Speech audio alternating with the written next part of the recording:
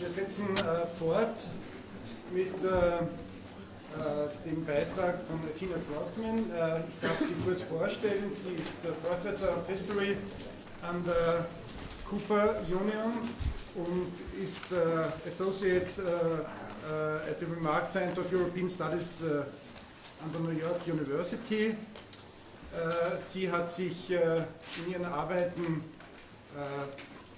unter anderem mit der Frage der Geburtenkontrolle und der Abtreibungsreform in der Zwischenkriegszeit in der Weimarer Republik beschäftigt. Es gibt dazu eine Publikation von ihr, Reforming Sex, the German Movement of Birth Control and Abortion Reform, 1920 to 1950.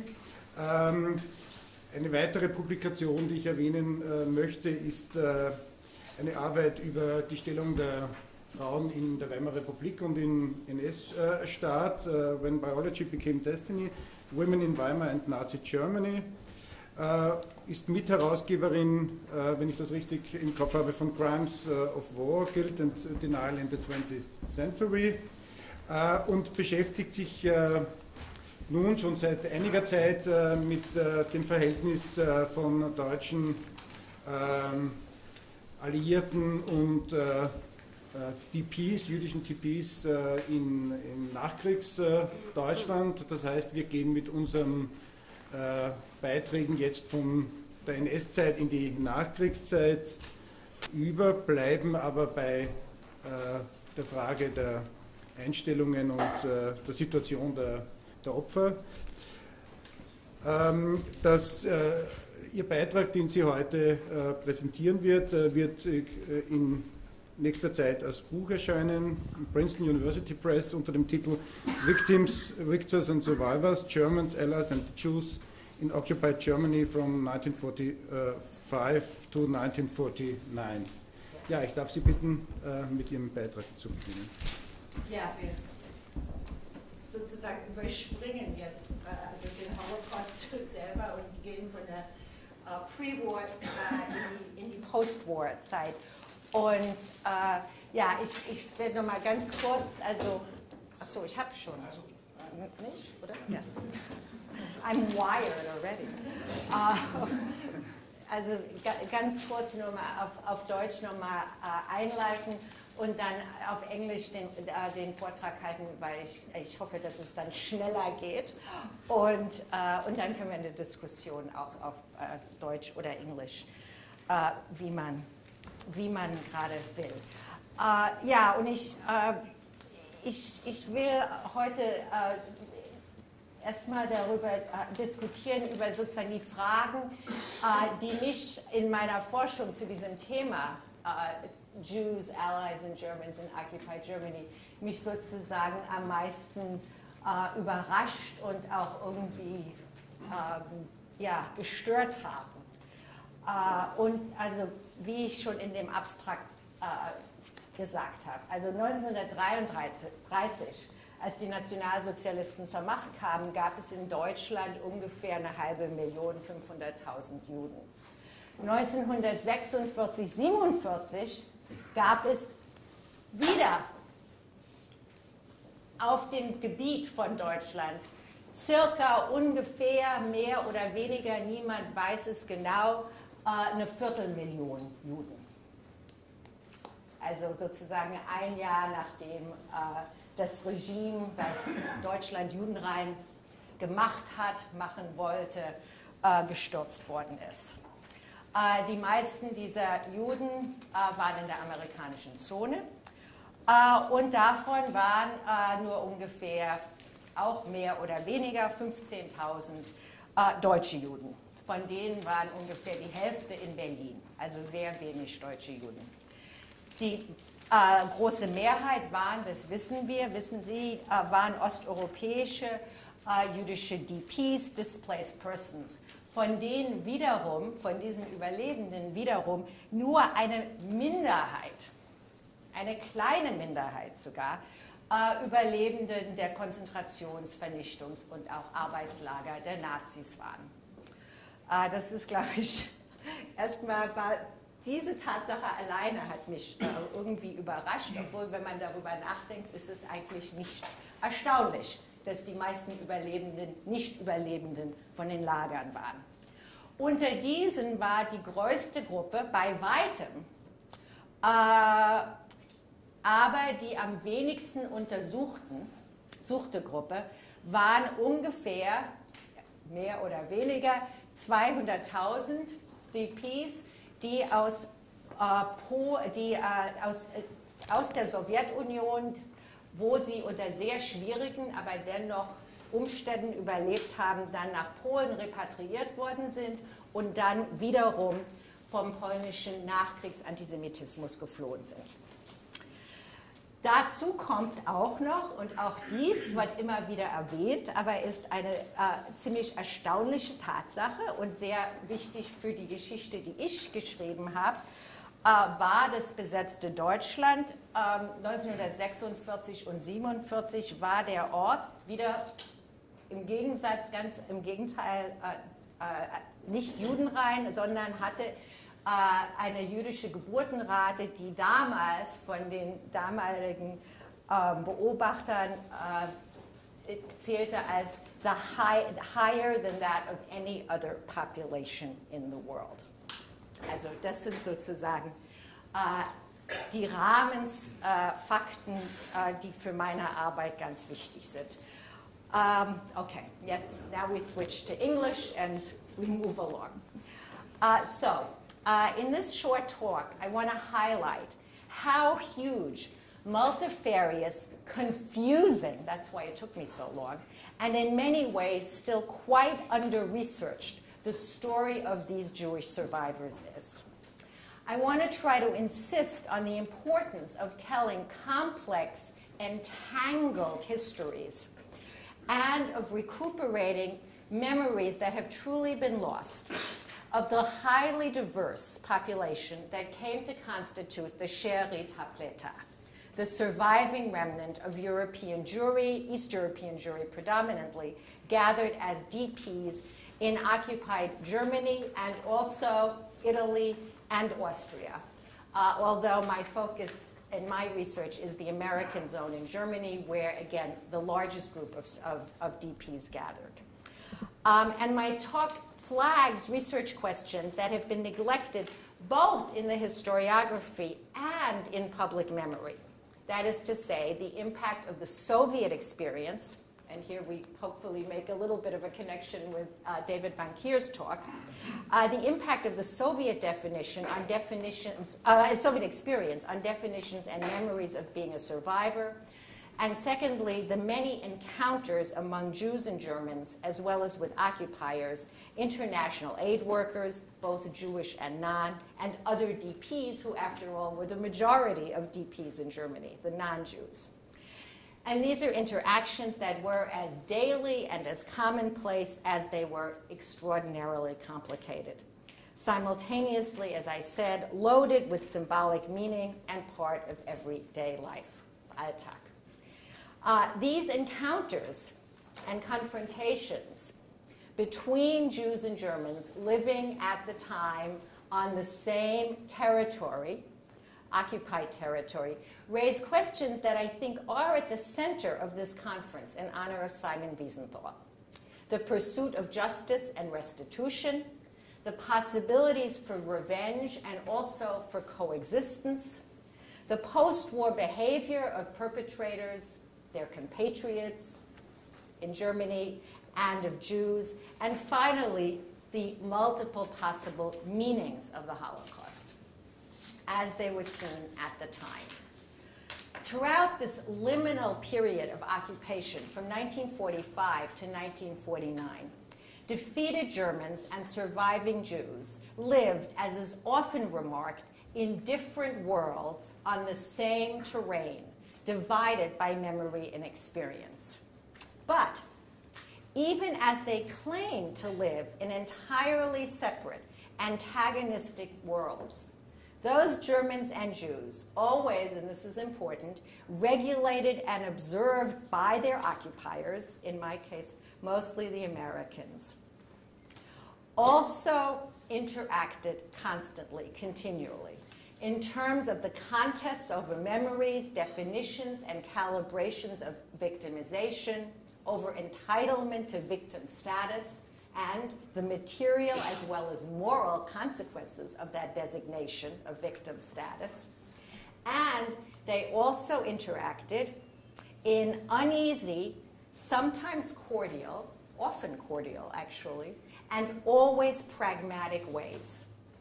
In black market and gray market enterprises, and the general stuff, the nitty-gritty of everyday life, feeding people, taking care of children and the sick, establishing local businesses, administering the DP camps, engaging in sports, education, entertainment, and sexual relations.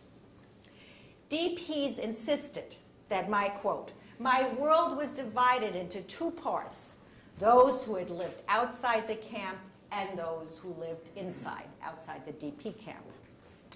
Outside were the enemies. But in reality, as archival evidence makes abundantly clear, the enemies, the people of Amalek, referring to the biblical king who had tried to exterminate the Jews, as the Germans were often called, were part of daily life within as well as outside the camps. And it was precisely in the basic and intimate areas of food, reproduction, sexuality, that relations were both most fraught and most close. For example, Jews gave birth, this enormous baby boom that we're always talking about, Jews gave birth in German hospitals, where they were attended by German physicians, midwives, and nurses. Jewish marriages and births were registered in German town halls. To this day, if you're the child of a DP and you want to get your birth certificate, you go to Feldafing or wherever. Local German women, hired, paid for, health insured, and regulated by local German authorities as well as camp welfare authorities, cared for the babies, did the Jews' laundry, cleaned Jewish homes and barracks. German doctors wrote the medical affidavits, the Atteste, certifying that these Jewish women survivors needed help with babies and housework. Germans with Lagerausweise, duly medically inspected to make sure that they didn't have any infectious diseases, though they were not politically inspected for the infectious disease of anti-Semitism, for example, entered the DP camps daily by the dozens and dozens and up to the hundreds. And we have the lists of their names. Entered the DP camps daily, not only as baby nurses, but as cleaning women, cleaning men, skilled workers, which were missing in the DP camps often, such as plumbers and mechanics, tradesmen, teachers, and doctors. DP camp functionaries employed German secretaries, virtually a necessity at a time when all official communiques had to be written in German and often translated into English as well for the military government. This made my research much easier. Jews, for whom survival had so often depended on their ability to work, their Arbeitsfähigkeit, could now use their very lack of that ability. They're saying, we're exhausted, we're tired, we're sick, as a lever for gaining German assistance and labor power.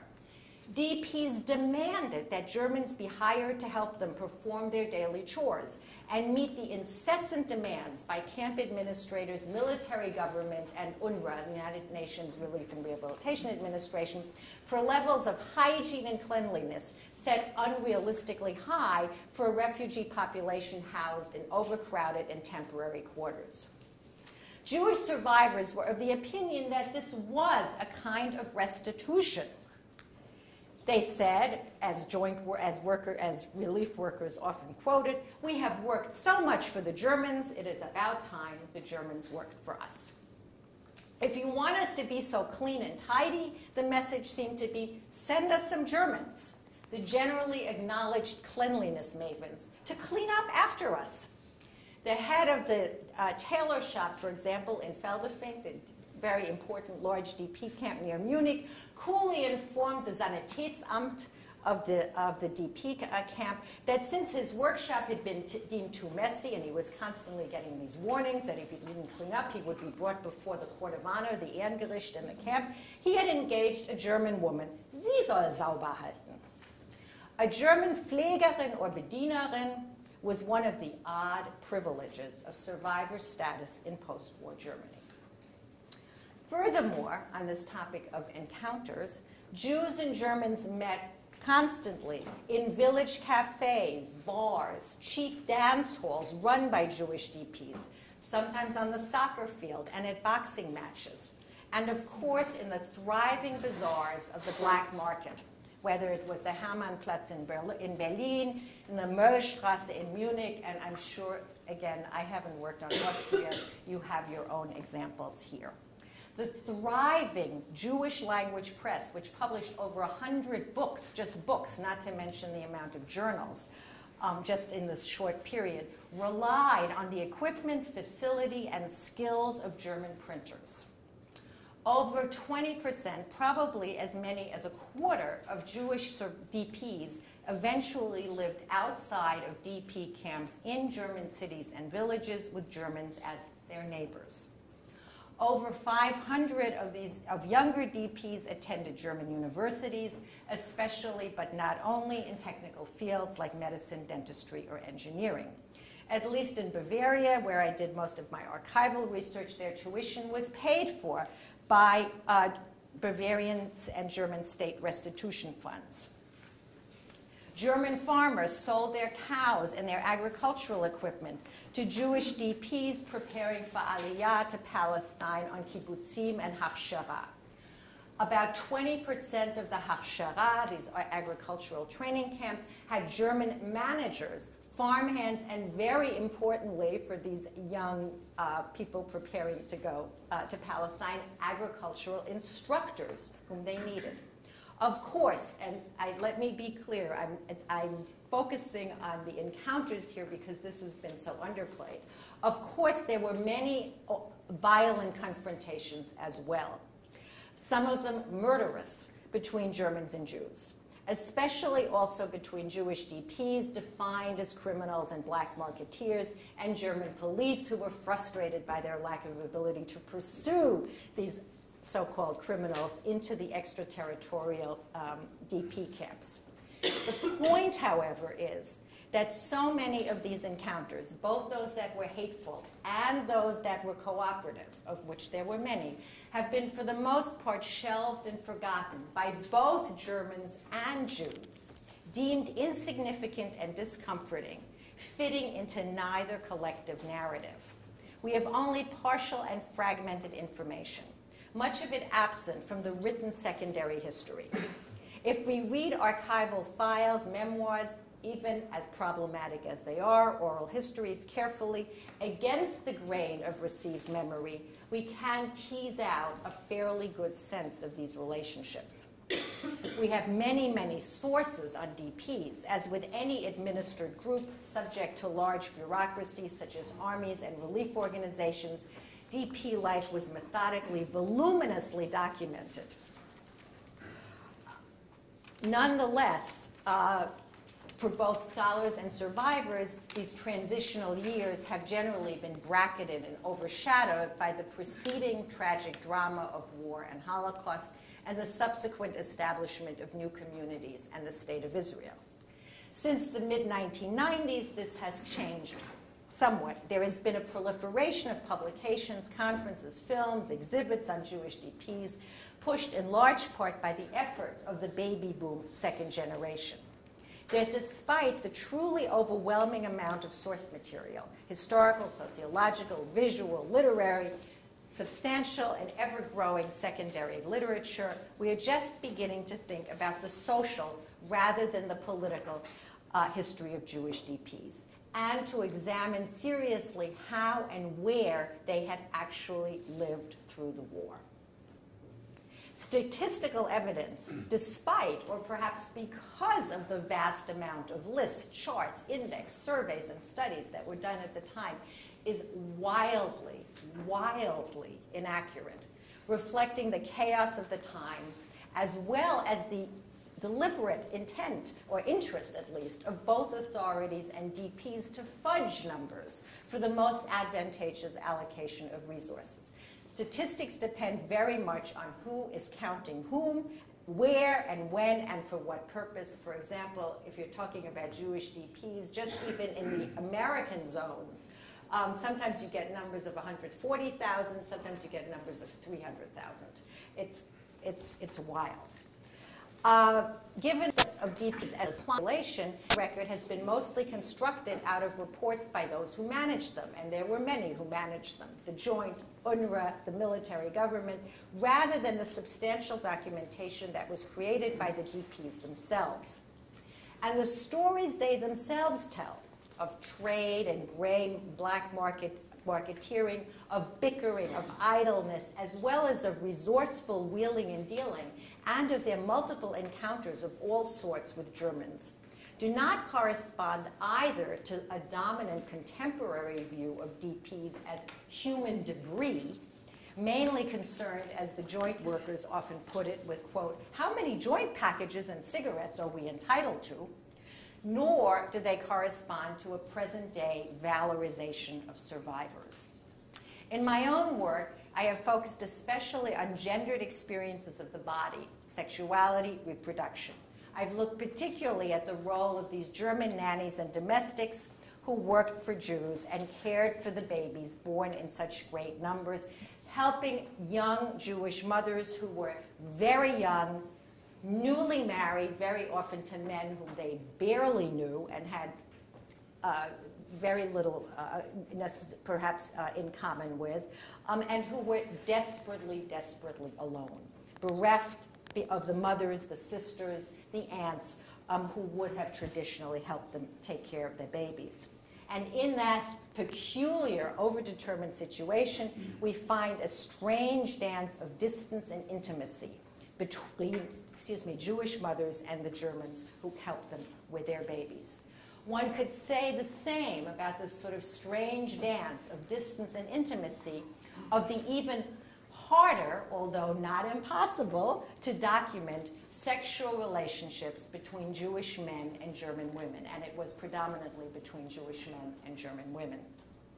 On both sides, it seems, whether we're talking about sexual relationships, romantic relationships, or employment relationships, but about something as extraordinarily intimate and important as these precious babies, it seems that the immediate larger past of war and Holocaust, while its shadow was always, always present, was silenced in favor of an explicitly temporary, that's very important, explicitly temporary but mutually advantageous interaction. When, for example, thinking this is a difficult topic, I've since learned that it's actually not as difficult as I thought. But when I doing an interview, not wanting to offend, I very carefully asked one of my interview partners, an Auschwitz survivor and a former resident of Feldfink, to tell me what she remembered about Jewish men going out. I thought I'd be discreet. Jewish men going out with German women. She looked at me indignantly and burst out, Jewish men did not go out with German women, they slept with them. German women, for their part, often themselves refugees, lonely and eager to have some fun, provided an easy and relatively carefree introduction to these sex for these young survivors, unburdened by the obligations attached to Jewish women.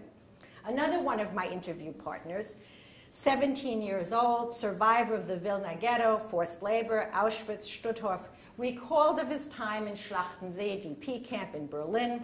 The Kurfürstendamm was a good place to start having sex. And he added, there was some added satisfaction in the knowledge that they were engaging in a bit of Rassenschande. That, quote, Hitler would not have agreed with it. He had other things in mind for me. And I can say much more about this, but, and I've done quite a few interviews and read many memoirs. It is also true that in a highly stigmatized, but nonetheless existing minority of cases, there were marriages. By 1950, over 1,000 such marriages had been registered, and of course, there were many more relationships. Both fleeting, a few of them more permanent, driven in part by the surplus of men, resulting from an approximately 60-40 skewed sex ratio among the survivors. DP men's easy access to scarce resources, not so different from GI fraternization, and the easy access afforded by German women's employment as nurses or domestic servants. And the tensions aroused by these connections are evident in records of bitter debates within the camps, in the Yiddish press, even prosecutions by DP tribunals and Gerichte. But, as yet another memoirist ruefully acknowledged, while most such relationships were motivated by a, quote, mixture of revenge and the desire to taste the forbidden fruit, there were also singular cases in which the answer would simply have to be that a man and woman met and fell in love. On this difficult question of revenge, and also the sense that revenge was impossible, Jews were, it is important to stress, acutely aware that, as Wiesenthal wrote in his 1966 memorandum, dass jede Bestrafung gegenüber dem ungeheuerlichen Ausmaß der Schuld zurückbleiben wird. And they did believe passionately that they had an obligation to the murdered, to again quote Wiesenthal, im Namen der Millionen Opfer, ja im Namen der Menschenwürde und Menschlichkeit selbst Gerechtigkeit zu üben. In order to understand what that meant, however, to the surviving Jews of Europe, I think we need much more research and understanding. Already during the Holocaust and immediately afterwards, as we know, survivors acted to ensure, again quoting Wiesenthal, die Sicherstellung von Zeugen und Material im größtmöglichen Umfang. Virtually immediately, DP survivors constructed memorials, published eyewitness accounts, set up exhibits. You could be really the first Holocaust museums you can find in the DP camps, created historical commissions headquartered in Munich, which gathered about 3,500 testimonies, over 1,000 photographs, and other artifacts. Interestingly enough, and I'll get to that in just a minute at the end, none of them about life in the Soviet Union. And of course, DPs also denounced perpetrators to Allied authorities, even at personal risk, provided evidence in war crimes investigations and prosecutions, and also, especially in the early years, brought collaborators in their midst to trial before the internal courts of honor. My point in talking about everyday life is that these questions of justice, revenge, memorialization, imaginings of a future operated also on this very personal level of reproduction and sexuality. And I think that we need to take seriously and interrogate further what we are really doing and remembering when, for example, we choose for our exhibit posters, the Holocaust Museum did this, and our book covers, David Bankier just did this, the ubiquitous photos of women pushing baby carriages in the dusty streets of camps or at the head of Zionist demonstrations, and then circumscribe DP years under the rubric of life reborn. We really need to understand more about what we are saying there. The written, visual, and oral evidence underlines the obvious but still underanalyzed point that lives and identities, both individual and collective, were reborn, and that process represented through the reconstruction of gendered roles and identities and sexed bodies, precisely those male and female embodied selves that had been so catastrophically unsettled by the persecution and extermination of European Jewry.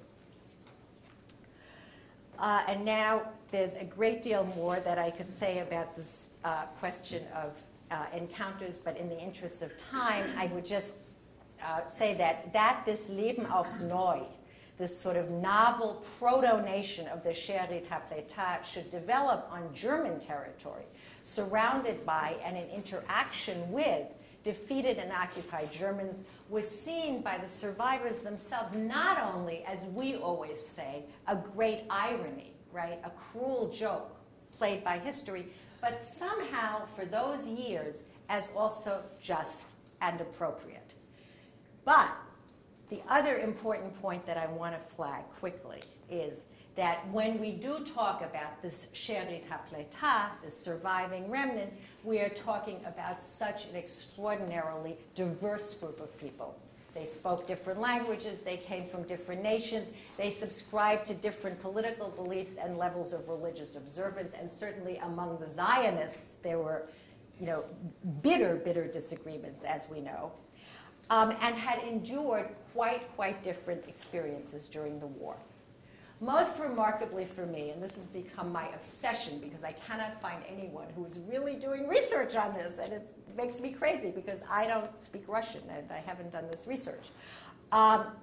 Historians have barely addressed the momentous fact and its significance for Jewish DP perceptions of their German surroundings and German perceptions of the Jews, that the majority of Jewish survivors in Germany had actually spent a good part of the war years as refugees or deportees in the Soviet Union and not under Nazi occupation.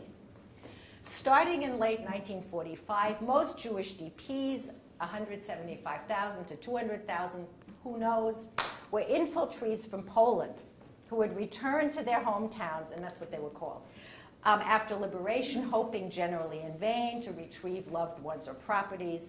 Jews who had survived in hiding, passing as Gentiles, were the partisans, also, but mostly in Russia, and then fled again when it became clear that Poland was one vast graveyard. In fact, this perceived flood of Jewish babies, this baby boom that I worked on so much, reflected, in fact, probably not only the post-1945 boom in births, but also the influx of Jews from the Soviet Union who came with their babies.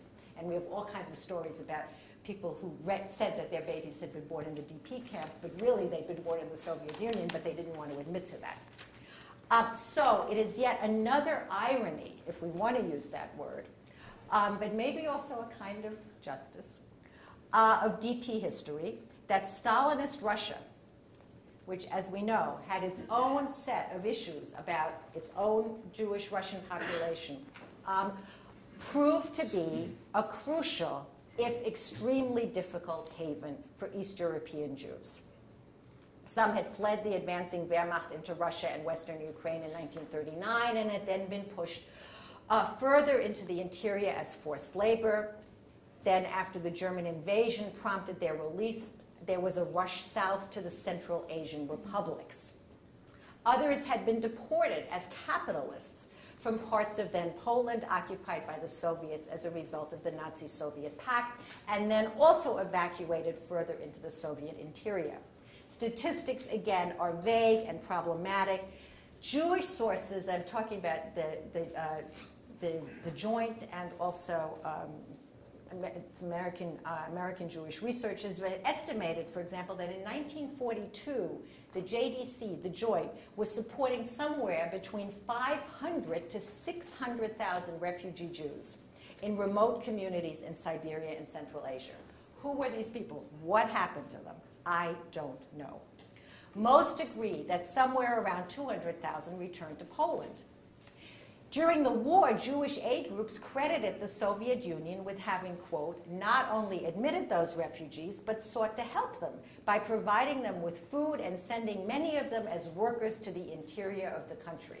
Well, that work, of course, being woodcutters in the forests, laborers at coal and timber loading stations of trains and ships, miners in lead and coal mines, generally took place under catastrophic conditions, and many died of disease, overwork.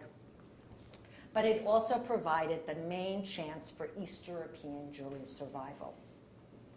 And it provided the numerical, if not visible, or leadership core of the Sherit HaPleta. As one young survivor recalled when thinking about the uncle who had managed to escape the Soviets when they came to deport the capitalist family and remain in Vilna, it would have been better to have been deported with us as a capitalist, an enemy of the people, than to fall into the hands of the Nazis as a Jew. In the end, we were alive. Our exile had saved our lives. Now we felt ourselves supremely lucky to have been deported to Siberia. Hunger, cold, and misery were nothing. Life had been granted us. Political and ideological factors, most importantly the presence of the Cold War and the dominance of a Zionist-inspired narrative which became the binding ideology for surviving Jews, that subsumed all Jewish DPs under the rubric of the She'erit HaPleta, have shaped and also distorted history and memory. And our overarching and often undifferentiated story of the Holocaust, its victims and survivors, has effaced the role of the Soviet Union as the place where, with substantial financial support from American Jewish organizations, especially the Joint, and it's very interesting to me that the American Jews, who are always talking about how they failed during the Holocaust, have not taken credit. They have not taken credit for this really extraordinary aid effort that was made. The great majority of Jewish DPs, that was the place where they had survived. So therefore, to conclude, what are we really saying when we say survivors? What does it mean for our understanding, for example, of the difficult, complicated life of Jewish survivors as DPs after the war, and also of their encounters with Germans, that for so many of them, their most recent experience of persecution, as well as assistance, had been at the hands of Poles and Soviets, not German. And certainly, these encounters, which were, of course, to some extent the inevitable result of close working and living relations, were also facilitated by the peculiar historical circumstances. By 1947, in keeping with a focus on a Zionist future, much of official Jewish wrath had been transferred from the Germans to the British. If Hitler had been the stand-in for Haman at the first Purim celebrations, the hardline Labor Party minister Ernst Bevin was now the one who was burned in effigy and excoriated as a hangman on the Zionist banners that the DPs carried during their demonstrations.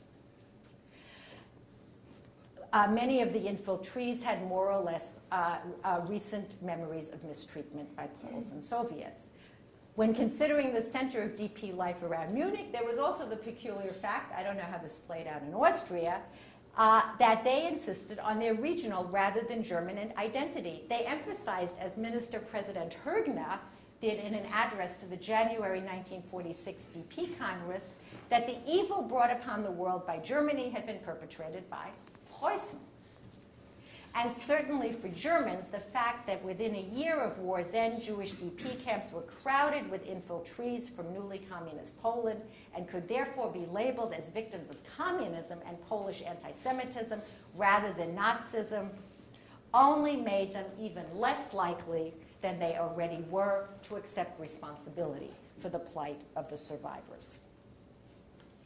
So, paradoxically, however, despite their very different wartime experiences, there emerged after the war a new and self-conscious Jewish collectivity, which named itself the She'erit HaPleta.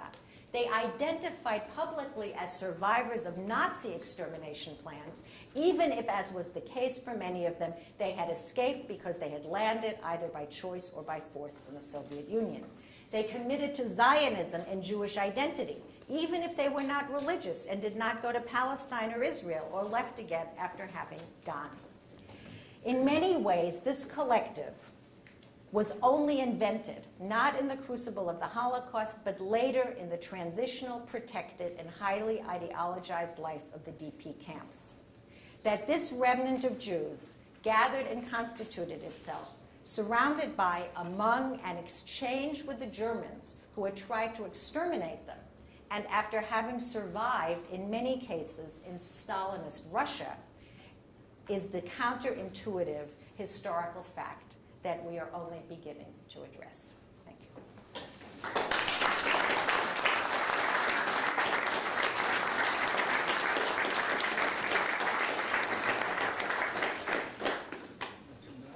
Frau Grossmann, wir haben bis 12:30 Zeit für die Diskussion. Bitte schön, Frau Grossmann. Eine Vortrag und auch in einem Buch hat Asha Ben-Atan, der hier sehr viel mit Displaced Person, der nach dem Krieg die illegale Auswanderung nach Israel hat, also wirklich sehr anschaulich geschildert, dass es in Österreich war es vor allem wichtig, denn die haben alle zusammengearbeitet, weil alle wollten die Displaced Person aus dem Land haben. Die Amerikaner wollten nicht, die jüdischen Organisationen, und die engste Zusammenarbeit gab es eben mit den österreichischen Organisationen, die eben die aus dem Land haben wollen.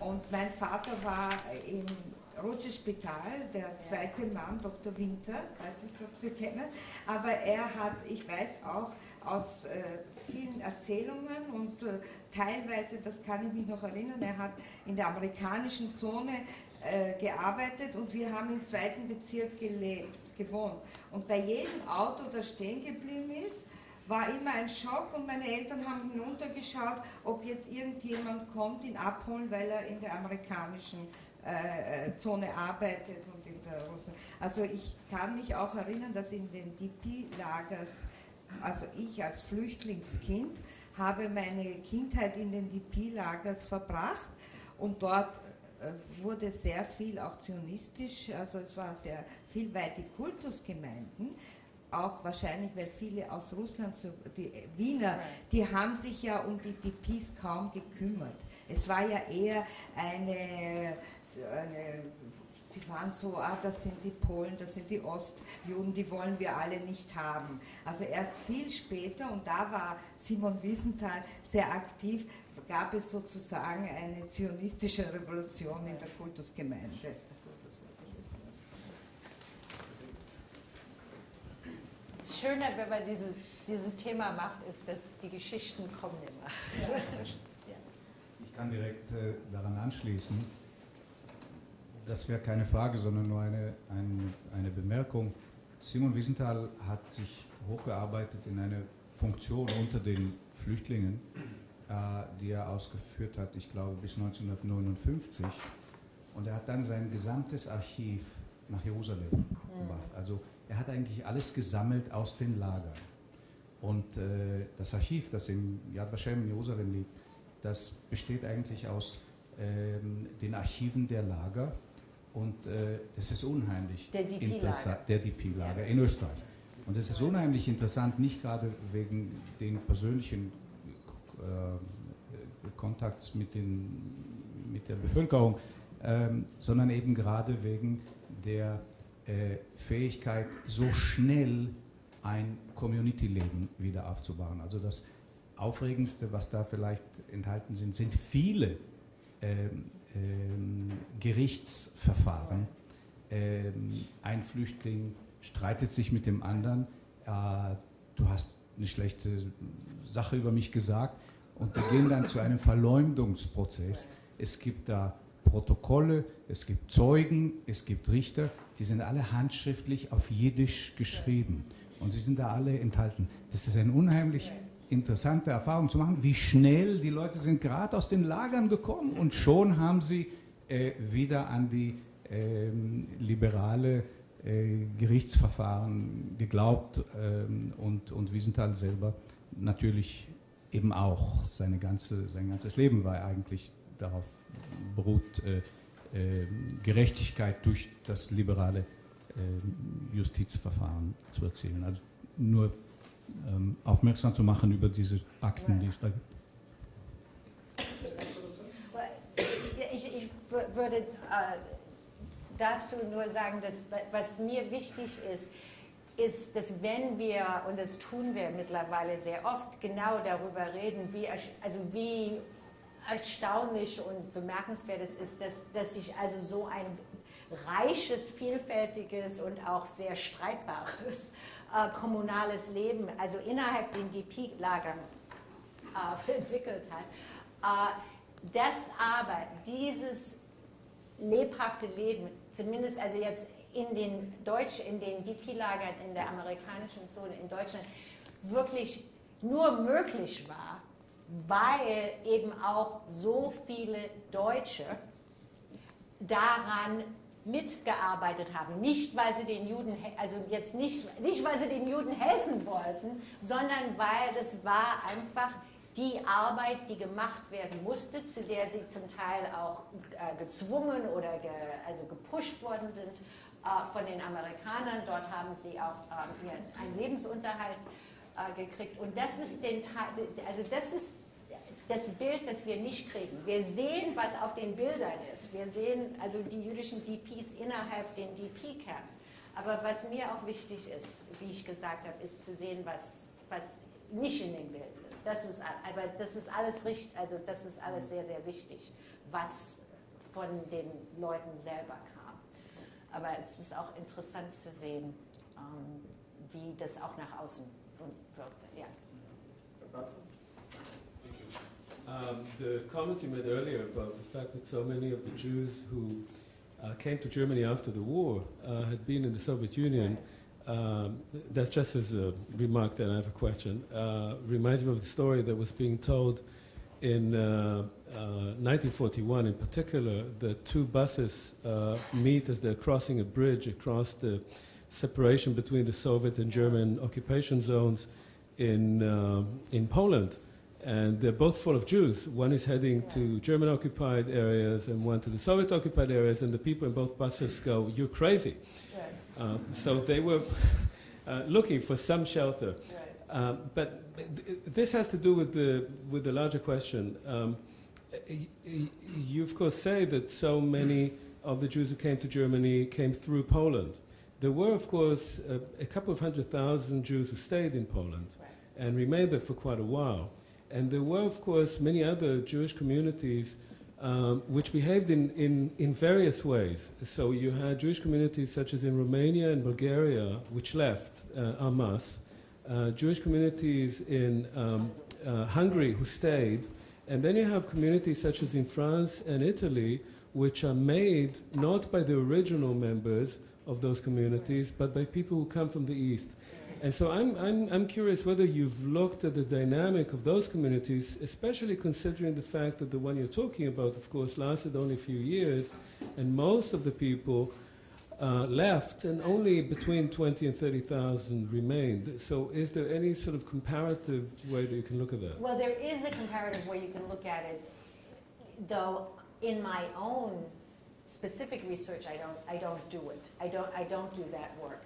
However, that has been a major goal of those of us who are doing this research. And in fact, last summer, Peter knows this, we had actually quite wonderful workshop at the Holocaust Museum, bringing together scholars who worked on France and also other Jewish post-war communities. And I think we all came away with the sense that this is a topic that is, as I said, it's so large, it's so confusing, it involves so many different authorities and organizations and sets of documents that only really teams of people can do that and pull together a broader picture exactly who is really in the Schere Tablette. I mean, French Jews sort of use that designation also. Hungarian Jews. David Bankier just published a whole volume of articles about Jews coming home, quote unquote, right? And I'm sure he's the expert, to their communities. But again, what really fascinated me was precisely this world in which all kinds of things, like these contacts, these employment and personal relationships, happened right after the war, and I think probably precisely because it was a temporary situation, right? Precisely because this was seen as I said, a liminal moment. So I'm particularly interested in sort of what's possible in this window and how and why. But I think, yes, in general, we need a much more full and accurate picture. And the amazing thing is we don't have it. Ich habe jetzt 3 Wortmeldungen. Ich würde die gerne zusammennehmen, wenn Sie nichts dagegen haben, damit ja, zum Verreichen, wenn Sie den two matters. I'm a little bit surprised that you are surprised that Britain became the enemy. One mustn't forget in the DP camps, one mustn't forget one thing, that the government of which Ernest Bevin was the foreign minister, its Labour Party, had as its official policy the opening of Palestine, which Bevin simply, out of personal power, disregarded. It ended, and that was the British policy, which was overlooked by the Labour government. And you mentioned Polish anti-Semitism, and in Polish anti-Semitism, which you mentioned at that time, it is very significant that Poland today, in 2006, has two viciously anti-Semitic cabinet ministers, and has a radio station called Radio Maria, which in a civilized country wouldn't exist, and which in Britain, for example, would be illegal under the Race Relations Act, totally illegal. But Poland today has a great deal of anti-Semitism right now, and it has two anti-Semitic cabinet ministers in the 2006 Polish government, and something should be done to make the most of that. Jews don't shut up anymore. Sie haben in dem Schlussteil des Vortrags deutlich gemacht, worin das Besondere der Mehrheit der jüdischen DPs in Deutschland ist, nämlich, dass sie zwischen dem 1. September 1939 und dem 8. Mai 1945 in der Regel das Glück hatten, dass sie keinen deutschen Soldaten gesehen haben. Und diese Menschen kommen ja im Sommer 1945, Herbst 1945, 1946 nach Polen, da erfahren sie die Geschichte. Und dann wandern sie aus nach Deutschland.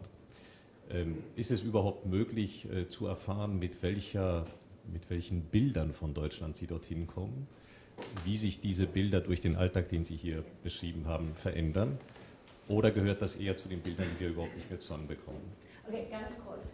Also erstmal, ich würde sagen, Sie wandern nicht aus nach Deutschland, sondern Sie wandern aus in die amerikanische Zone von besetzten Deutschland, weil Sie weiter wandern wollen, ob Sie das tun. Das ist ganz wichtig.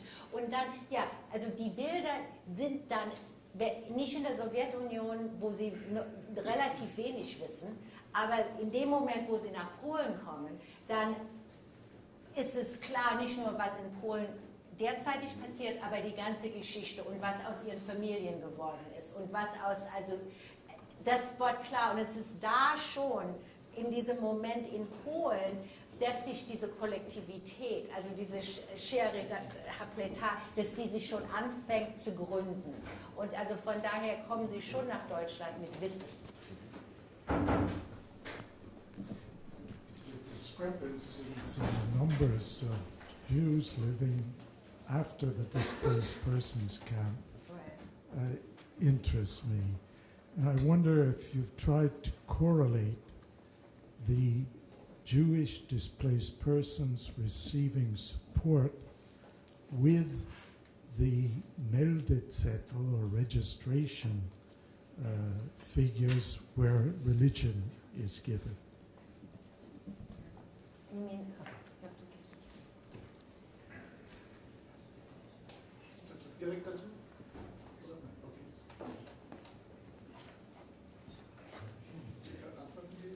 No, I'll wait.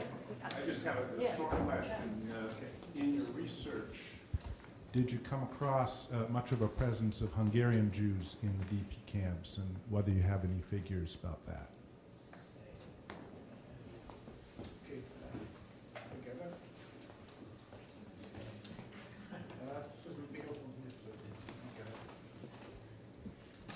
Ja, Entschuldigung, noch eins hinterher. Wenn ich nicht furchtbar was verpasst habe, dann war eine Gruppe ein bisschen abwesend in dem Vortrag und das waren die nicht-jüdischen DPs. Ja. Und zu den Beziehungen, wenn Sie dazu noch was sagen können? Okay, gibt es noch weitere? Okay. Ich hätte Sie gerne noch gebeten, vielleicht ein bisschen etwas zum Ende dieser DP-Camps zu sagen. Wann werden sie aufgelöst? Und ich weiß, Zahlen sind sehr schwierig, aber haben Sie, nachdem Sie so lange und intensiv an dieser Sache arbeiten, irgendein Gefühl dafür, wie viele dann im Endeffekt nicht weitergewandert sind, sondern in Deutschland geblieben sind und wie sich die integriert haben oder nicht oder was aus diesen Leuten geworden ist? Weil die ja in der heutigen Öffentlichkeit so wenig fühlbar sind, diese Personen, die vielfach aus Polen kommen, aus der Sowjetunion kommen. Die die sind ja dann in der deutschen Nachkriegsgesellschaft überhaupt nicht spürbar oder wenig im öffentlichen Leben. Sie haben eine These? Nein, das wäre jetzt schon eine These. Ach so. Okay. Ja, machen wir mal. Okay, well, vielleicht, ja, also zu der letzten Frage erst, das ist immer einfacher, die kann man sich erinnern. Ja, also es sind alles ganz große Themen und Fragen. Also die DP-Camps fangen an, sich zu lehren nach der Gründung des Staates Israel, also im Frühling 1948. Und dann, was dazu kommt, ist, dass die amerikanischen Einwanderungsgesetze sich etwas öffnen und dann 1950 noch mehr öffnen. Es ist Tatsache, wie Christian Gerlach kommt zu der Frage, dass die amerikanischen Gesetze eigentlich die nicht-jüdischen DPs privilegiert haben über die jüdischen aus verschiedenen Gründen. So, das fängt an 48, 49. Das letzte DP-Lager Felderfink, also das letzte DP-Lager Fürnwald, was auch in der Nähe von München ist, schließt erst nach vielen, also hin und her und Streitereien, schließt im Februar 1957. Das ist der letzte Moment, aber die meisten verlassen Deutschland zwischen 48 und 50. Viele wollen erstmal bleiben, weil sie ihre Geschäfte und ihre erstmal betreiben wollen und dann gehen. Es gibt auch eine nicht insignifikante Gruppe, Tramsegger wird sich damit auskennen, die nach Israel auswandern und dann wieder zurückkommen, die sogenannten Returnees. Es bleiben von diesen DPs bleiben vielleicht erstmal in Deutschland 20.000 ungefähr. Und die werden dann sozusagen das Herz, also the core von der Nachkriegs-Jewish Community in Deutschland. Das sind die DPs sind die wichtigste Gruppe, die Nachkriegs-Jewish Community in Deutschland. Es ist ein bisschen unterschiedlich, Berlin, Hamburg ist ein bisschen anders, aber überall. So, das ist eine ganz wichtige Gruppe. Ich sage, Berlin und Hamburg war eine Ausnahme. Da gab es noch eine wichtige Gruppe von deutschen Juden. Aber sonst, ja. Aber darüber, das ist eine ganz lange Geschichte. Mit den nicht-jüdischen DPs. Ja, das ist auch ein Grund, warum wir letzten Sommer im Holocaust-Museum, da kommt auch jetzt eine Dokumentation im Buch, und wir haben auch jetzt schon viele Panels zusammen gemacht, wo wir gesagt haben, deswegen kann das nur ein Team machen, weil es ist einfach sonst überwältigend. Wie ich also ganz kurz erwähnt habe, die jüdischen DPs waren also die Minderheit von allen DPs, right? Also Balten und Lithuanians, also viele nicht-jüdische DPs in Deutschland. Ich arbeite über die jüdischen DPs. Es gibt Laura Hilton, macht sehr interessante, jetzt auch vergleichende Arbeit. Anna Holian arbeitet auch über nicht-jüdische DPs. Was die Beziehungen sind von jüdischen DPs mit nicht-jüdischen DPs und nicht nur mit Occupiers und Germans, ist auch ein ganz wichtiges Thema. Völlig unerforscht. So, ja. Eine Nachfrage, glaube ich. Also und das dann, kam bei Ihnen nicht auf? Nein, interessanterweise in den Quellen kommt es sehr wenig vor. Also es gibt viel mehr über die Deutschen und über die Amerikaner und auch sehr viel über die amerikanischen Juden jetzt als spezifische Gruppe, also gerade die Joint-Arbeiter, als über die anderen DPs. Also das waren zum Teil vielleicht noch mehr getrennte Welten. Aber darüber müssen wir noch viel mehr wissen. Was aber wichtig ist, dass die jüdischen DPs natürlich ein ganz spezifisches Profil hatten in Deutschland mit ihren Demonstrationen, mit ihren, also einer richtigen, also in your face zionistischer Politik, dass sie dann also ihre Tagungen eben im Münchner Brauhaus halten. Also der zionistische Kongress im Brauhaus, also man muss die Filme sich angucken, es ist absolut Erholungsstätte in Berchtesgaden, also sehr gezielt auch symbolisch, also ein ganz wichtiger Hachschara auf dem Streicherhof bei Nürnberg, wo sie all die Hunde von Streicher haben dann hebräische Namen gekriegt, also solche Geschichten. So die jüdischen DPs waren präsent auf eine andere Weise. Hungarian, wer hat mich über Hungarians gefragt? Peter. Not so much in the time, in the period that I'm looking at. In some camps more than others, there's the general sense, as Omer said, that Hungarian Jews are more like Czech Jews in that they are willing to go home. They're willing to be repatriated. Certainly, Western European Jews are immediately repatriated. So in some camps more than others. Also, initially, of course, you have a lot of Hungarian Jewish survivors who are in the DP camps. But the sort of core of the population is Polish, though much of the leadership actually the early leadership is from Lithuania. First question about the numbers.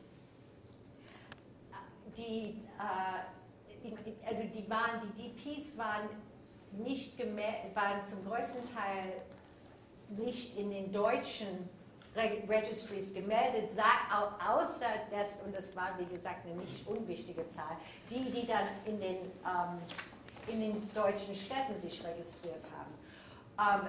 Kinder wie die Babys wurden also in den deutschen Registries gezählt. Viele DPs haben sich mehrfach registriert. Also sie waren zum Beispiel registriert mit der Gemeinde, mit der jüdischen Gemeinde in Kassel, sagen wir mal. Und sie waren auch noch registriert im DP-Camp. Da konnten sie also doppelte Rationen beziehen. Das war sehr wichtig.